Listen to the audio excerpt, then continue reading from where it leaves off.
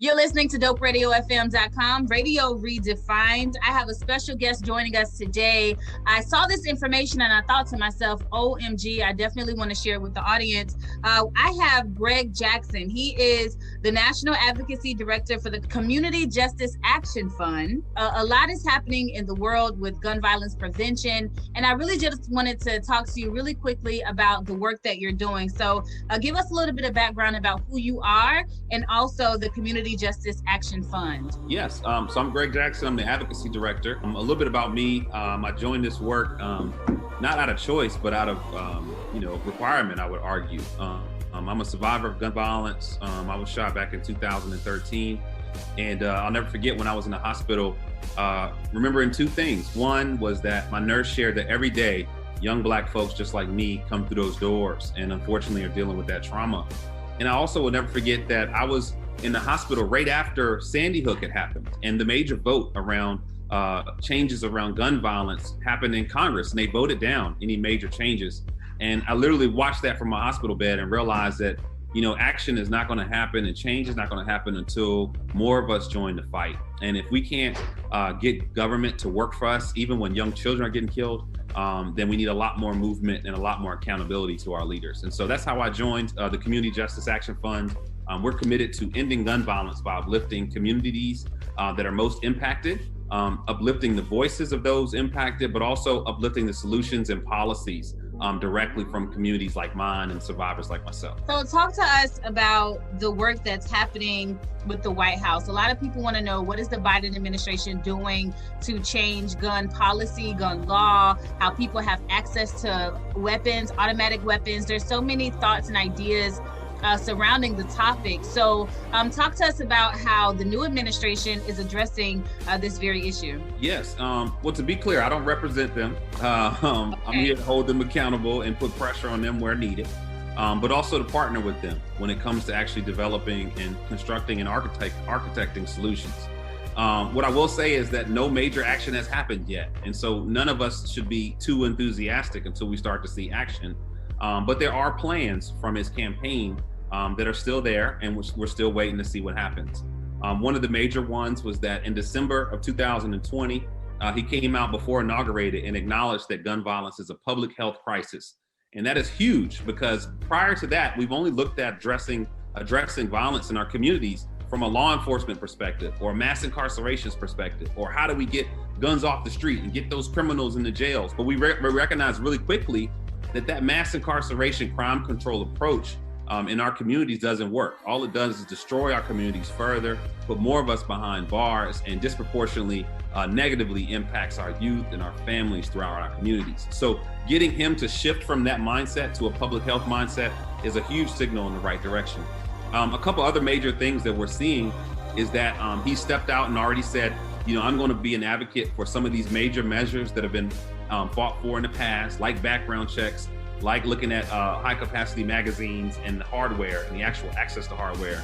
But what my organization is more excited about, but also pushing them on, is that he committed to $900 million over 8 years to invest in community-based solutions to address gun violence. So those are programs that work with survivors of gun violence in the hospitals to make sure they don't retaliate and they heal from that trauma. Greg, you are absolutely correct.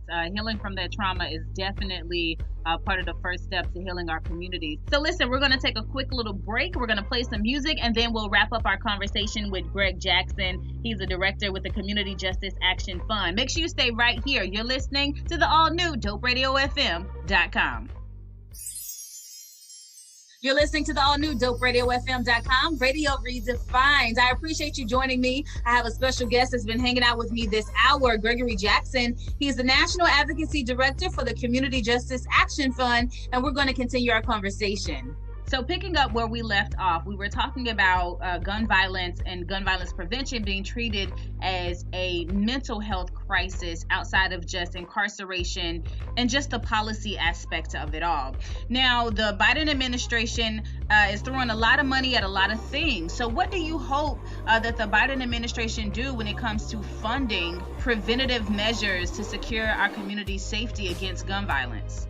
So we simply ask that the Biden administration treat this public health crisis of gun violence just like any other major public health crisis. when we saw the opioid epidemic, we're simply asking that the Biden-Harris administration step up and address this crisis of gun violence in our communities the same way they've invested in other public health crises. When the opioid epidemic happened and they named it a public crisis, they invested $9 billion in mental health and physical health resources to address this crisis.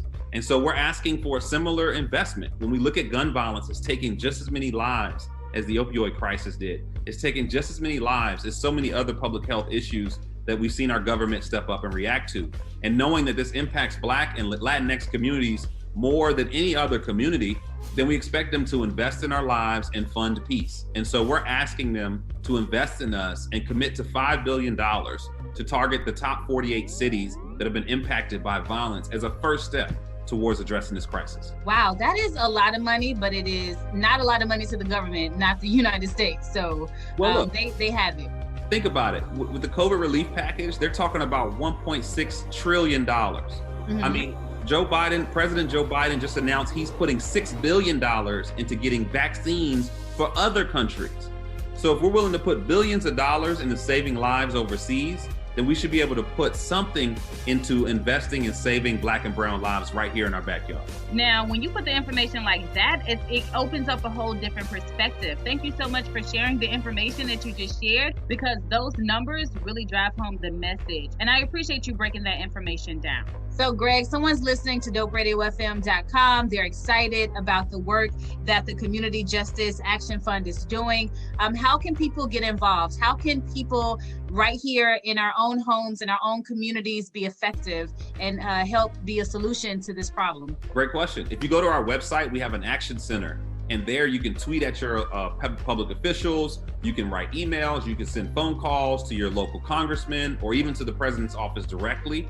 So if you go to cjactionfund.org, that's where you can find all the information about how you can take action in some of the other campaigns that we're working on. Greg, throw in the social media handle for us too, please. At CJ Action Fund on all social media. And I also will just remind folks, we work on the policy advocacy side, but there are so many organizations that are doing this type of work in your community that are probably right in your backyard. There are literally thousands of groups that are working to address gun violence every day. And I'd be remiss if I didn't mention them. So seek out the local groups in your community too and figure out how you can be involved and be supportive. Awesome. Thank you so much, Mr. Jackson, for taking the time to talk to us on doperadiofm.com. How can we stay in contact with you? You have a lot of things going on as well. So what's your personal social media as well? Oh yeah, you can follow me. Everybody calls me Action Jackson. So you can follow me at the Action Jackson on Instagram. And then on Twitter, it's just my name, at Gregory Jackson. But I would love all the love on social media, and let's definitely engage if you want to do more or get involved. Thank you so much for taking the time out to talk to us. Make sure you stay right here. More music is coming your way. You're listening to doperadiofm.com.